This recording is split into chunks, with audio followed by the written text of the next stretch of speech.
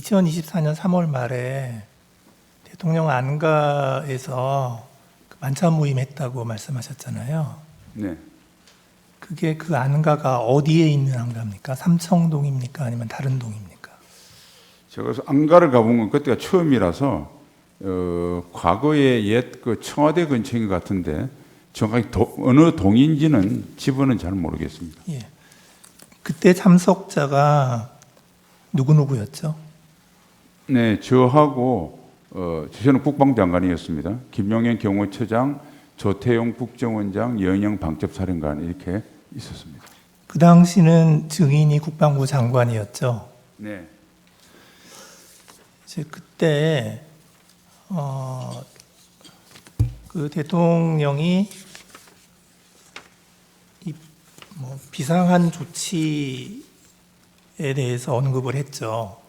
다시 한번 말씀해 주십시오. 비상한 조치에 대해서 예. 언급을 했죠. 예. 그때 그거에 대해서 증인은 반대하셨다고 했죠. 예, 저를 보고 그렇게 하신 것 같아서 저는 뭐 군을 책임지는 국방장관으로서 그에 대해서는 재고하고 좀 다른 의견을 표명했습니다. 그때 그 자리에 있었던 그 당시 그 조태용 국정원장 그리고 김용현 경호처장, 여인영 방첩사령관은 그 말을 듣고 다른 얘기 안 했나요? 예, 아까 말씀드린 대로 저와 국정원장의 어떤 의견 표명 후에 대통령께서 다른 주제로 전환을 하셨습니다. 그래서 그 두 분은 그 말씀할 기회가 없었던 것으로 제가 기억하고 있습니다. 그러면 조태용 국정원장은 뭐 찬성했나요? 반대했나요? 조태용 국정원장도 사실상 좀 다른 의견을 낸 것으로 제가 기억하고 있습니다. 예.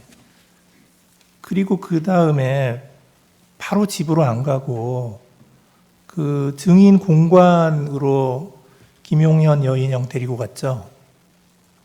네, 그렇습니다. 이제 가서 무슨 얘기했나요? 예, 그날 이제 식사 끝나고 대통령님과 국정원장은 이제 따로 복귀하셨고 군 후배 2명이 남아서 가는 길이니까 우리 집에 차나 한잔 하자. 원래는 그냥 그런 의도로 했습니다. 그래서 이제 대화를 하는 과정에서 아까 대통령 하신 말씀이 화제에 올랐고 그래서 대통령께서 그런 말씀은 아무리 술자리라도 사람들한테 하는 게 좋지 않겠다 이런 뜻으로 아까 진술한 대로 그렇게 그 두 사람에게 당부를 했습니다. 그러니까 증인이 대통령께서 혹시라도 그런 생각 갖지 않도록 해야 된다. 나는 국방부 장관으로서 절대 반대한다.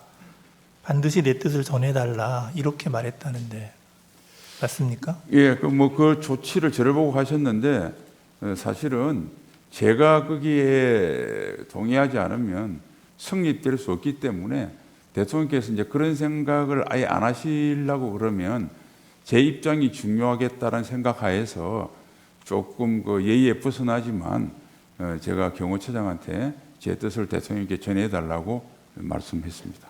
김용현 경호처장에게. 네. 그리고 나서 2024년 9월 6일에 증인은 국방부 장관에서 경질됐죠. 그렇습니다. 그리고 나서 이제 지금 맡은 국가안보실장으로 가셨고요.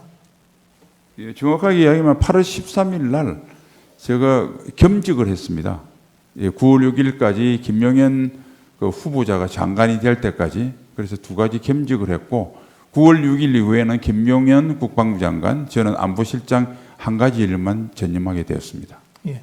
그런데 그 여인영 정보 그 방첩사령관은 그 2024년 3월에 그런 만찬을 했다는 얘기를 안 하거든요.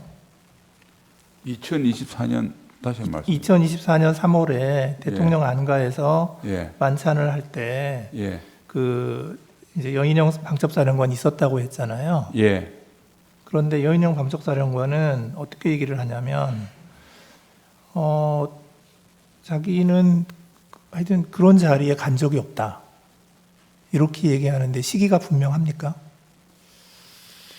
그래서 저는 검찰이나 경찰 조사받을 때 그 이야기를 들었고 그 관련 근거가 여인영 전 방첩사령관이 그렇게 진술했다고 이야기를 해서 저도 뭐 그런 비슷한 기억이 나서 시기는 하여튼 3월 말 4월 초인데 정확하게 어떤 특정 날짜를 지정하기는 좀 쉽지 않았습니다. 단지 이제 검찰에서 제가 4월 초보다 3월 말이라고 한 이유는 그때 대통령께서 그 의료 개혁에 관련된 말씀을 좀 하셨거든요.